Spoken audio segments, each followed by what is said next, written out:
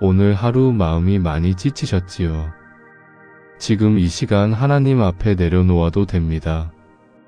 이 시간 주님과 조용히 함께 머뭅니다. 사랑하는 성도님들, 오늘도 이렇게 주님 앞에 함께 나아올 수 있게 하심에 감사드립니다. 아침에 눈을 떴지만 마음이 무겁게 느껴지는 날이 있습니다. 어제의 피곤함이 풀리지 않고 오늘도 무언가를 해내야 한다는 부담이 찾아옵니다. 나이가 들수록 회복하는 시간이 더 오래 걸립니다. 잠을 자도 개운하지 않고 아침에 일어나도 몸이 무겁습니다. 마음도 몸만큼이나 지쳐 있습니다. 걱정과 불안이 우리를 짓누릅니다. 건강에 대한 걱정, 가족에 대한 염려, 앞날에 대한 두려움, 이런 것들이 우리의 힘을 빼앗아 갑니다. 그래서 아침이 되어도 새로운 시작이라는 느낌이 들지 않습니다. 그저 또 하루를 견뎌야 한다는 생각만 듭니다. 하지만 하나님은 지친 우리에게 새 힘을 주십니다. 오늘 이 시간은 새 힘을 주시는 하나님께 드리는 아침 기도를 함께 나누려 합니다. 지친 마음을 다시 세우는 시간을 갖고자 합니다. 성경은 우리에게 하나님께서 피곤한 자에게 능력을 주신다고 말씀하십니다. 오늘 나눌 말씀들이 여러분의 마음에 새 힘이 되길 바랍니다. 이 시간이 은혜가 되셨다면 구독으로 함께 해주시면 감사하겠습니다. 먼저 이사야 40편 28절에서 31절까지 말씀을 함께 보겠습니다. 너는 알지 못하였느냐? 듣지 못하였느냐? 영원하신 하나님 여호와 땅 끝까지 창조하신 이는 피곤하지 아니하시며 곤비하지 아니하시며 그의 명철을 헤아릴 수 없느니라. 피곤한 자에게는 능력을 주시며 무능한 자에게는 힘을 더하시나니 소년이라도 피곤하며 곤비하겠고 장정이라도 넘어지며 쓰러지되 오직 여호와를 앙망하는 자는 새 힘을 얻으리니 독수리가 날개치며 올라감 같을 것이요 다른 박질하여도 곤비하지 아니하겠고 걸어가도 피곤하지 아니하리로다. 이 말씀은 바벨론 포로로 잡혀간 이스라엘 백성을 향한 위로의 메시지입니다. 그들은 육체적으로도 영적으로도 너무나 지쳐 있었습니다. 고향을 떠나 낯선 땅에서 힘겹게 살아가고 있었습니다. 희망이 보이지 않고 미래가 막막했습니다. 하나님은 그런 그들에게 이 말씀을 주셨습니다. 먼저 하나님은 피곤하지 않으신 분이라고 말씀하십니다. 우리는 피곤하고 지치지만 하나님은 결코 피곤하지 않으십니다. 하나님의 능력은 고갈되지 않습니다. 그리고 이 하나님께서 피곤한 자에게 능력을 주신다고 말씀하십니다. 우리가 지칠 때 하나님께서 힘을 주십니다. 우리가 약할 때 하나님께서 능력을 더하십니다. 이사야는 소년이라도 피곤하고 장정이라도 쓰러진다고 말합니다. 젊고 힘이 넘치는 사람도 피곤함을 느낀다는 것입니다. 하물며 나이가 든 우리는 얼마나 더 쉽게 지치겠습니까? 하지만 여호와를 앙망하는 자는 새 힘을 얻습니다. 앙망한다는 것은 하나님을 바라보며 기다린다는 의미입니다. 우리의 힘이 아니라 하나님의 힘을 의지하는 것입니다. 한 권사님은 평생 강하게 살아왔습니다. 젊었을 때부터 무엇이든 스스로 해결했습니다. 가정을 꾸리고 자녀를 키우고 교회를 섬기며 바쁘게 살았습니다. 그런데 70이 넘어서면서 몸이 예전 같지 않았습니다. 아침에 일어나도 몸이 무겁고 조금만 움직여도 숨이 찼습니다. 예전에는 아무렇지 않게 하던 일들이 이제는 버거웠습니다. 그것이 마음을 더 무겁게 만들었습니다. 나는 이제 쓸모없는 사람이 되었구나. 이런 생각에 우울함이 찾아왔습니다. 밤에는 잠도 잘 오지 않고 새벽에 깨면 다시 잠들지 못했습니다. 그러던 어느 날 새벽 이사야 말씀을 읽게 되었습니다. 피곤한 자에게는 능력을 주시며 이 구절이 마음에 깊이 와닿았습니다.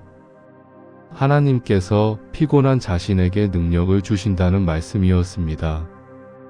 그날 이후로 그분은 매일 아침 이 말씀을 붙잡고 기도하기 시작했습니다. 하나님, 저는 너무 피곤합니다. 새 힘을 주소서. 간단한 기도였지만 진심이 담긴 기도였습니다. 그리고 신기하게도 하루하루 살아갈 힘이 주어졌습니다. 몸이 완전히 회복된 것은 아니었지만 마음의 평안이 찾아왔습니다. 더 이상 스스로 모든 것을 해내야 한다는 부담이 없어졌습니다. 하나님께 의지하며 하루하루를 살아가게 되었습니다. 지금도 그분은 매일 아침 이 말씀으로 기도합니다. 그리고 하나님께서 주시는 새 힘으로 오늘을 살아갑니다. 이사야의 이 말씀은 우리 모두에게 주어진 약속입니다. 우리가 피곤할 때 하나님께서 능력을 주십니다. 우리가 약할 때 하나님께서 힘을 더하십니다. 우리가 할 일은 여호와를 앙망하는 것입니다. 하나님을 바라보고 하나님께 의지하는 것입니다. 그럴 때 하나님께서 새 힘을 주십니다. 주님, 우리에게 새 힘을 주시는 하나님을 찬양합니다. 오늘도 주님을 앙망하며 새 힘을 구합니다. 두 번째 말씀을 함께 나누겠습니다. 시편 23편 1절에서 3절까지입니다. 여호와는 나의 목자시니 내게 부족함이 없으리로다. 그가 나를 푸른 풀밭에 누이시며 쉴만한 물가로 인도하시는도다. 내 영혼을 소생시키시고 자기 이름을 위하여 의의 길로 인도하시는도다. 이 시편은 다윗이 하나님을 목자로 고백하는 찬양입니다. 목자는 양을 돌보는 사람입니다. 양이 먹을 것을 찾아주고 쉴 곳을 마련해주고 위험으로부터 보호합니다. 다윗은 하나님을 이런 목자로 경험했습니다. 하나님께서 자신을 돌보시고 인도하시고 보호하신다는 것을 알았습니다. 그래서 그는 내게 부족함이 없다고 고백합니다. 이것은 모든 것이 풍족하다는 의미가 아닙니다. 하나님께서 필요한 것을 채워주시니 만족한다는 의미입니다. 시편은 하나님께서 푸른 풀밭에 누이신다고 말합니다. 푸른 풀밭은 평안과 안식의 장소입니다.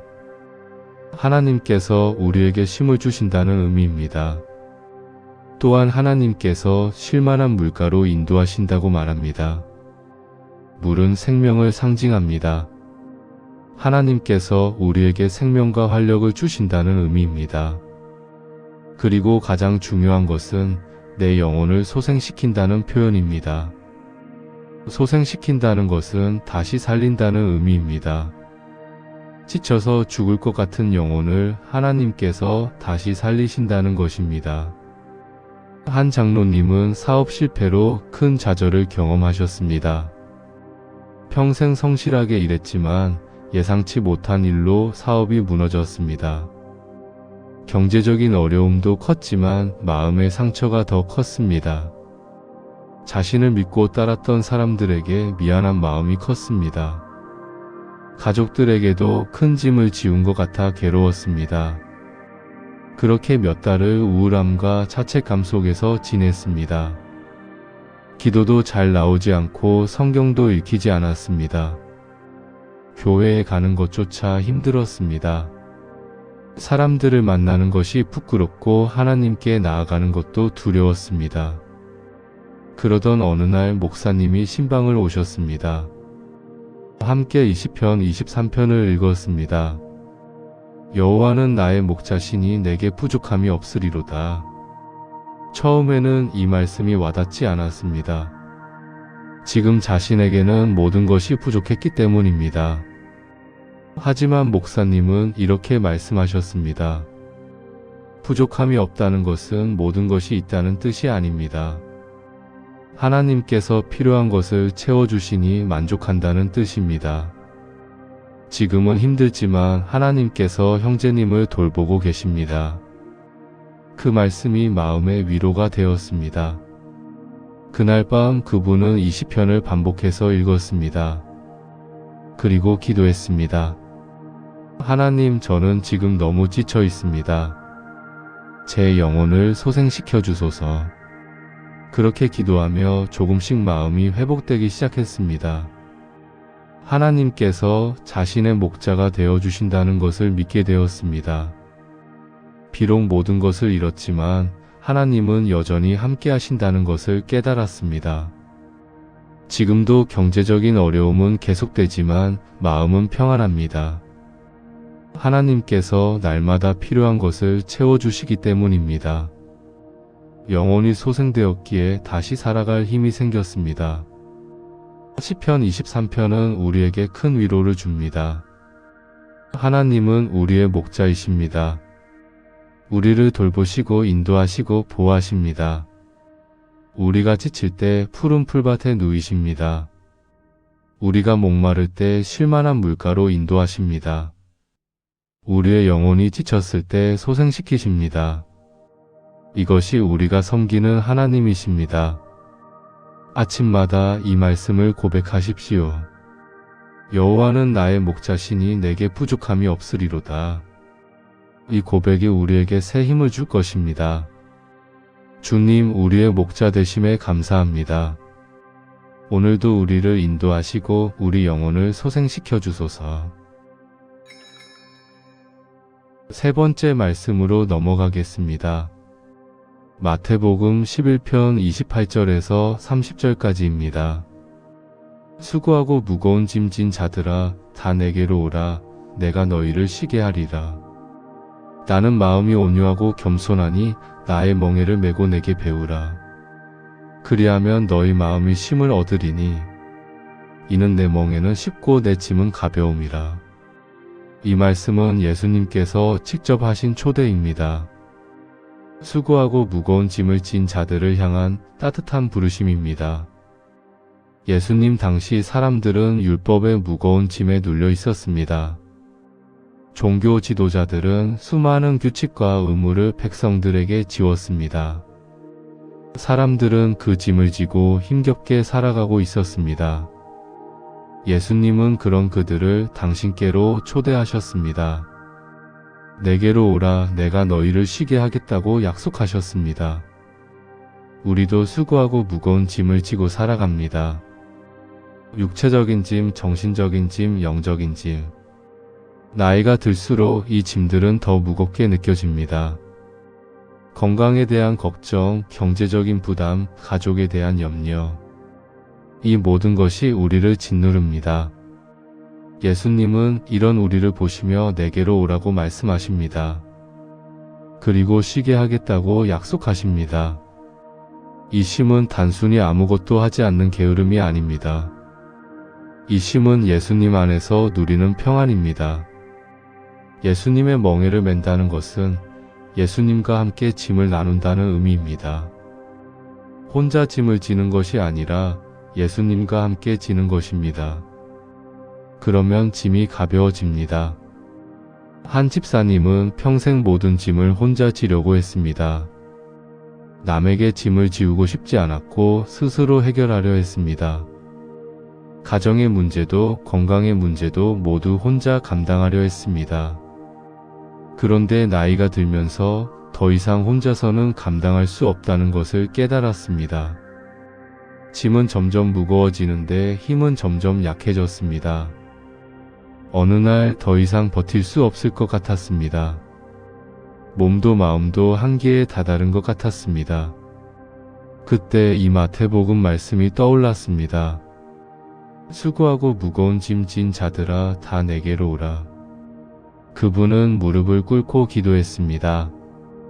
예수님, 저는 더 이상 혼자서는 이 짐을 질 수 없습니다. 도와주소서. 이 짐을 함께 져주소서. 그렇게 기도하고 나니 마음이 한결 가벼워졌습니다. 모든 문제가 해결된 것은 아니었지만 평안이 찾아왔습니다. 혼자가 아니라는 것, 예수님께서 함께 짐을 지신다는 것을 느꼈습니다. 그날 이후로 그분은 모든 짐을 예수님께 맡기기 시작했습니다. 아침마다 기도하며 오늘의 짐을 예수님께 드렸습니다. 예수님, 오늘도 이 짐을 함께 져주소서. 그렇게 기도하니 하루하루가 달라졌습니다. 같은 일을 해도 마음이 평안했습니다. 같은 어려움이 있어도 견딜만 했습니다. 예수님께서 함께 짐을 지고 계셨기 때문입니다. 마태복음의 이 말씀은 우리 모두를 향한 초대입니다. 수고하고 무거운 짐을 진 우리를 예수님께서 부르고 계십니다. 내게로 오라, 내가 너희를 쉬게 하겠다고 약속하십니다. 우리가 할 일은 예수님께 나아가는 것입니다.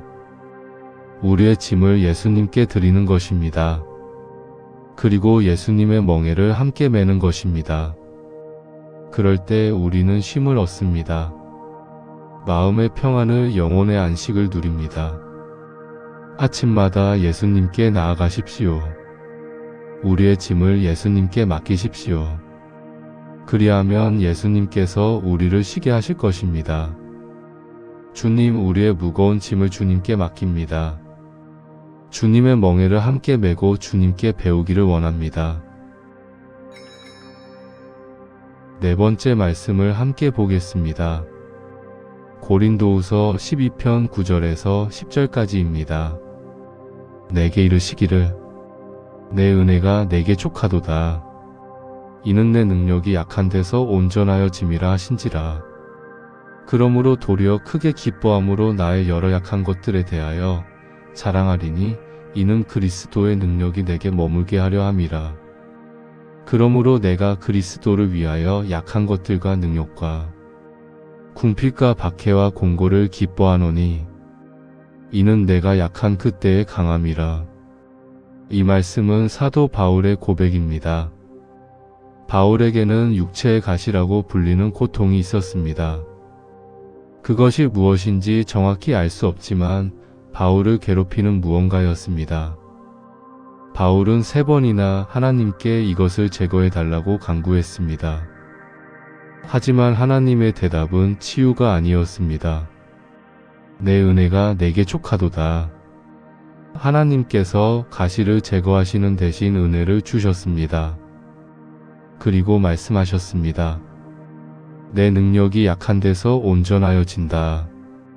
우리가 강할 때가 아니라 약할 때 하나님의 능력이 나타난다는 것입니다. 바울은 이것을 깨닫고 자신의 약함을 자랑하게 되었습니다. 약함이 부끄러운 것이 아니라 하나님의 능력을 경험하는 통로라는 것을 알았기 때문입니다. 그래서 그는 약한 그때에 강하다고 고백합니다. 역설적인 고백이지만 이것이 신앙의 진리입니다. 한 권사님은 평생 건강하게 살아왔습니다. 다른 사람들이 병원에 다닐 때도 자신은 건강했습니다. 그것을 자랑스럽게 생각했고 자신의 건강 관리를 자부했습니다. 그런데 70이 넘어서 갑자기 큰 병이 찾아왔습니다. 수술을 받아야 했고 회복 과정이 쉽지 않았습니다. 처음으로 자신의 약함을 경험했습니다. 혼자서는 일어나지도 못하고 다른 사람의 도움이 필요했습니다. 그것이 너무나 힘들고 부끄러웠습니다. 왜 하나님께서 저를 이렇게 만드셨을까? 원망하는 마음이 올라왔습니다. 그러던 어느 날 병문안 온 목사님이 이 말씀을 읽어주셨습니다. 내 은혜가 내게 족하도다. 이는 내 능력이 약한 데서 온전하여짐이라. 처음에는 이 말씀이 이해되지 않았습니다. 왜 하나님께서 자신을 낫게 해주시지 않는지 궁금했습니다. 하지만 시간이 지나면서 조금씩 깨닫게 되었습니다. 자신이 약해지면서 하나님을 더 의지하게 되었다는 것을, 건강할 때는 하나님보다 자신을 더 믿었다는 것을, 지금은 약하지만 하나님의 능력을 더 깊이 경험하고 있다는 것을, 병상에서 기도하며 하나님의 임재를 느꼈습니다. 고통 속에서도 하나님의 위로를 경험했습니다. 약함 속에서 하나님의 강함을 발견했습니다. 지금도 그분은 완전히 회복되지 않았습니다. 여전히 몸이 불편하고 다른 사람의 도움이 필요합니다. 하지만 이제는 그것을 부끄러워하지 않습니다. 오히려 약함을 통해 하나님의 능력을 경험하게 하심에 감사합니다. 고린도후서의 이 말씀은 우리의 관점을 바꿉니다. 약함은 부끄러운 것이 아닙니다. 그것은 하나님의 능력을 경험하는 기회입니다. 우리가 강할 때는 하나님을 덜 의지합니다. 하지만 약할 때는 하나님을 온전히 의지하게 됩니다. 그럴 때 하나님의 능력이 우리를 통해 나타납니다. 나이가 들면서 우리는 점점 약해집니다. 몸도 약해지고 마음도 약해집니다. 하지만 그것이 끝이 아닙니다. 그것은 하나님의 능력을 더 깊이 경험하는 시작입니다. 우리의 약함을 부끄러워하지 마십시오. 그것을 하나님께 드리십시오. 그리하면 하나님의 능력이 우리를 통해 나타날 것입니다. 주님, 우리의 약함 속에서 주님의 능력이 나타나게 하소서. 주님의 은혜가 우리에게 족함을 고백합니다. 5번째 말씀입니다. 빌립보서 4편 13절입니다. 내게 능력 주시는 자 안에서 내가 모든 것을 할 수 있느니라. 이 짧은 한 절이 얼마나 큰 힘을 주는지 모릅니다. 바울은 이 고백을 감옥에서 했습니다. 그는 복음을 전하다가 로마의 감옥에 갇혀 있었습니다.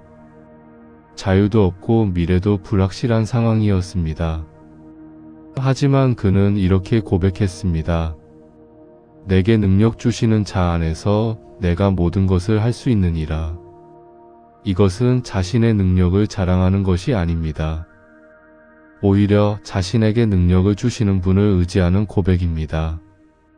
내가 할 수 있는 것이 아니라 하나님께서 능력을 주시기에 할 수 있다는 것입니다. 모든 것을 할 수 있다는 것은 무엇이든 할 수 있다는 의미가 아닙니다. 그것은 하나님께서 맡기신 일을 감당할 수 있다는 의미입니다. 어떤 상황에서도 하나님께서 주시는 힘으로 살아갈 수 있다는 고백입니다. 한 장로님은 이 말씀을 평생의 좌우명으로 삼았습니다. 젊었을 때부터 이 말씀을 붙잡고 살았습니다. 사업을 할 때도 교회를 섬길 때도 이 말씀이 힘이 되었습니다. 내게 능력 주시는 자 안에서 내가 모든 것을 할 수 있느니라. 이 고백으로 어려운 일들을 해냈습니다. 그런데 나이가 들면서 이 말씀이 다르게 다가왔습니다. 예전에는 할 수 있다는 것에 초점을 맞췄습니다. 하지만 이제는 능력 주시는 자에게 초점을 맞추게 되었습니다. 자신의 능력이 줄어들면서 하나님의 능력을 더 의지하게 된 것입니다. 아침에 일어날 때도 이 말씀으로 기도합니다. 하나님, 오늘 하루를 살아갈 능력을 주소서. 일을 시작할 때도 이 말씀을 고백합니다. 내게 능력 주시는 자 안에서 내가 이 일을 할 수 있습니다. 그렇게 하나님의 능력을 의지하니 여전히 일을 감당할 수 있습니다. 몸은 예전 같지 않지만 하나님께서 힘을 주십니다. 할 수 있는 일이 줄어들었지만 맡겨진 일은 충실히 합니다. 그분은 지금도 이 말씀으로 매일을 살아갑니다. 자신의 능력이 아니라 하나님의 능력을 의지하며 빌립보서의 이 말씀은 우리에게 확신을 줍니다. 우리는 하나님께서 주시는 능력으로 살아갈 수 있습니다. 우리의 힘이 다한 것 같아도 하나님께서 새 힘을 주십니다. 우리가 할 수 없을 것 같아도 하나님께서 능력을 주십니다. 중요한 것은 우리의 능력이 아니라 하나님의 능력입니다. 우리가 강해서가 아니라 하나님께서 능력을 주시기 때문입니다. 이 말씀을 날마다 고백하십시오. 내게 능력 주시는 자 안에서 내가 모든 것을 할 수 있느니라. 이 고백이 우리에게 새 힘을 줄 것입니다. 주님께서 우리에게 능력을 주심에 감사합니다. 주님의 능력 안에서 오늘도 살아가게 하소서. 사랑하는 성도님들, 여기까지 5가지 말씀을 함께 나누었습니다. 이제 오늘 나눈 내용을 정리해 보겠습니다. 우리는 매일 지치고 피곤함을 느낍니다. 나이가 들수록 회복하기가 더 어렵습니다. 하지만 하나님은 우리에게 새 힘을 주십니다. 오늘 말씀을 통해 몇 가지를 기억하시길 바랍니다. 첫째, 하나님은 피곤한 자에게 능력을 주십니다. 우리가 지칠 때 하나님을 앙망하십시오. 하나님을 바라보고 하나님께 의지하십시오. 그리하면 하나님께서 새 힘을 주실 것입니다. 둘째, 하나님은 우리의 목자이십니다. 우리를 돌보시고 인도하시고 보호하십니다. 우리의 영혼이 지쳤을 때 하나님께서 소생시키십니다. 하나님을 신뢰하고 하나님의 인도하심을 따르십시오. 셋째, 예수님께 우리의 짐을 맡기십시오. 혼자 짐을 지려 하지 마십시오. 예수님께 나아가 우리의 짐을 드리십시오. 예수님께서 우리와 함께 짐을 지시고 쉬게 하실 것입니다. 넷째, 약함을 부끄러워하지 마십시오. 약함은 하나님의 능력을 경험하는 통로입니다. 우리가 약할 때 하나님의 능력이 온전히 나타납니다. 우리의 약함을 하나님께 드리십시오. 이것들은 단순한 이론이 아닙니다. 우리가 날마다 실천해야 할 삶의 방식입니다. 아침마다 하나님께 기도하십시오. 하나님, 오늘 하루를 살아갈 새 힘을 주소서. 이 기도로 하루를 시작하십시오. 그리고 하루 종일 하나님의 능력을 의지하십시오. 우리의 힘으로는 할 수 없지만 하나님의 능력으로는 할 수 있습니다. 지칠 때마다 하나님께 나아가십시오. 잠깐 멈추고 하나님을 바라보십시오. 기도하고 말씀을 읽고 하나님과 교제하십시오. 그럴 때 새 힘이 우리에게 임할 것입니다. 이제 오늘의 말씀을 마무리하며 함께 기도하겠습니다. 하나님 아버지, 감사합니다. 오늘도 이렇게 주님의 말씀 앞에 나아올 수 있게 하심에 감사드립니다. 지친 우리에게 새 힘을 주시는 하나님께 감사드립니다. 주님, 우리는 매일 피곤하고 지칩니다. 몸도 마음도 예전 같지 않습니다. 하지만 주님께서 우리에게 능력을 주심을 믿습니다. 주님, 오늘 아침에도 새 힘을 구합니다. 주님을 앙망하며 새 힘을 얻기를 원합니다. 독수리가 날개치며 올라감같이 우리를 일으켜 주소서. 다른 박질하여도 곤비하지 않게, 걸어가도 피곤하지 않게 하소서. 주님, 우리의 목자가 되어 주소서. 푸른 풀밭에 누이시고 쉴만한 물가로 인도하소서. 우리 영혼을 소생시키시고 의의 길로 인도하소서. 주님과 함께하니 우리에게 부족함이 없습니다. 주님, 우리의 무거운 짐을 주님께 맡깁니다. 혼자 짐을 지고 힘들어하는 성도님들을 주님께 데려옵니다. 그들에게 주님의 쉼을 허락하소서. 주님의 멍에를 함께 메고 주님께 배우게 하소서. 주님, 우리의 약함을 아십니다. 우리가 얼마나 쉽게 지치고 얼마나 쉽게 넘어지는지 아십니다. 하지만 주님의 은혜가 우리에게 족합니다. 주님의 능력이 약한 우리를 통해 나타나게 하소서. 주님께서 우리에게 능력을 주심을 믿습니다. 주님 안에서 우리가 모든 것을 할 수 있음을 믿습니다. 오늘 하루도 주님의 능력으로 살아가게 하소서. 지칠 때마다 주님께 나아가게 하소서. 건강으로 힘들어하는 성도님들을 위해 기도합니다. 그들에게 치유와 회복을 주시고 새 힘을 더하여 주소서. 마음이 지친 성도님들을 위해 기도합니다. 그들에게 주님의 위로와 평안이 임하게 하소서. 경제적으로 어려운 성도님들을 위해 기도합니다.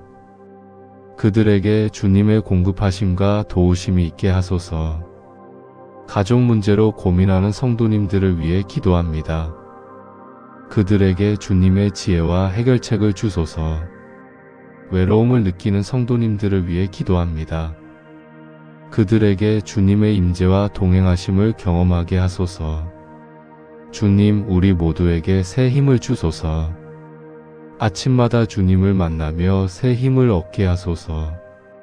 오늘 하루도 주님의 능력으로 승리하게 하소서. 주님의 은혜가 우리에게 족하다는 것을 경험하게 하소서. 예수님의 이름으로 기도합니다. 아멘. 사랑하는 성도님들, 오늘 함께 나눈 말씀 중에서 마음에 와닿은 부분이 있으시면 댓글로 나눠주시면 감사하겠습니다. 여러분의 기도 제목이 있으시면 댓글로 남겨주십시오.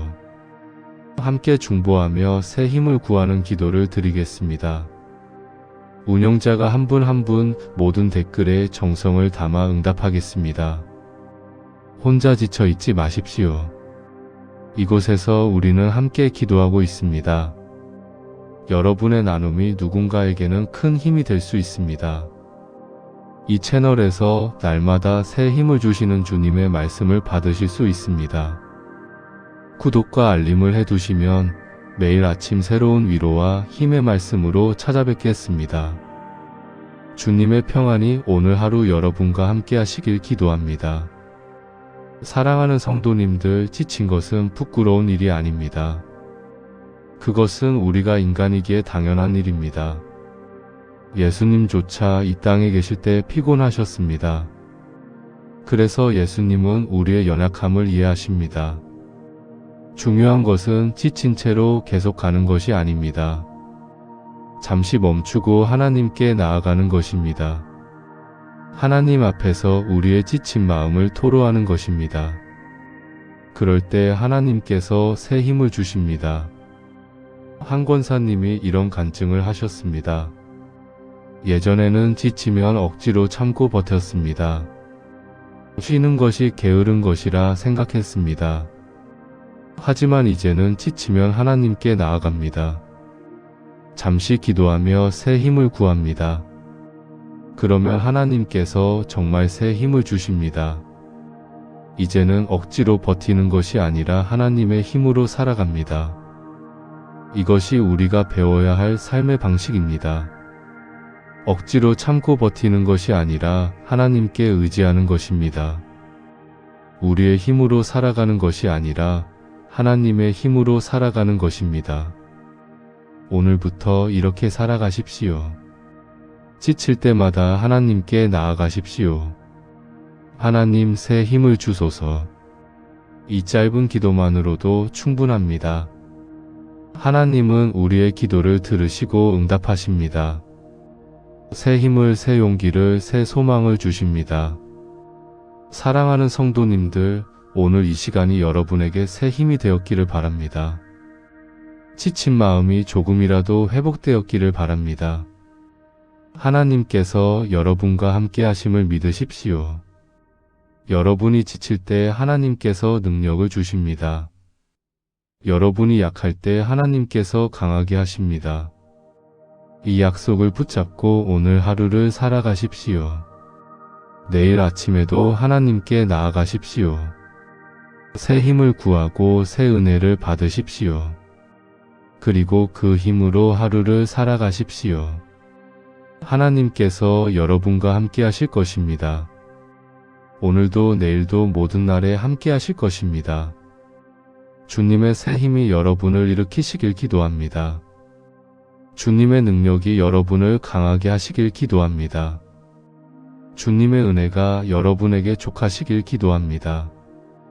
다음 시간에도 주님의 말씀으로 다시 만나 뵙겠습니다.